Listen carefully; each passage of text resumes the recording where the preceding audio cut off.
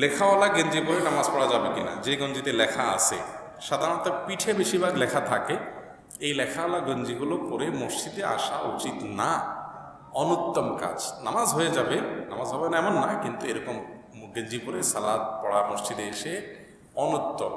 কেন অনুত্তম? কারণ হলো এই লেখাগুলো পেছনের মুসল্লি পড়বে, মেসি অমুক তমুক, পিছনে মুসল্লি পড়বে না বসে বসে, এই সাথে সাথে মেসির গোল তার স্মৃতিতে চলে আসবে, হ্যাঁ বল নিয়ে চলে যাচ্ছে, গোল পোস্টে গোল দিয়ে দিছে, মারহাবা নারায় তাকে দিয়ে দিছে।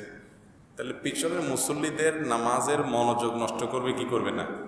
বুখারী হাদিসে আসছে, নবী করিম সাল্লাল্লাহু আলাইহি ওয়াসাল্লাম বলেছেন, নবী করিম সাল্লাল্লাহু আলাইহি ওয়াসাল্লামকে একবার একটা কাপড় দেওয়া হলো নামাজ পড়ার জন্য। তিনি নামাজে নিয়ত করলেন, এরপরে সালাম ফিরিয়ে বললেন যে এই কাপড় কে দিচ্ছে আমাকে? এখানে এমন কিছু জিনিস আছে যে সুন্দর কারুকার্য টার্য আছে, এগুলোর দিকে মনোযোগ চলে যাচ্ছে আমার।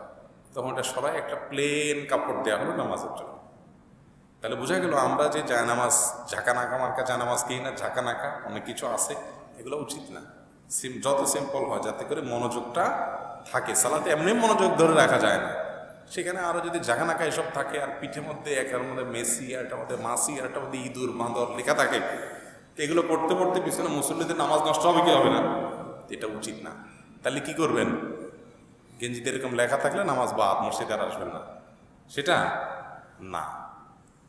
এটা সংশোধন করবেন যেন পরবর্তীতে এরকম না হয়, আর সম্ভব হলে উল্টায় নেবেন, কারণ নামাজে মনোযোগ নষ্ট হয়। আল্লাহ তাআলা আমাদের কাম করার তৌফিক দান করুন।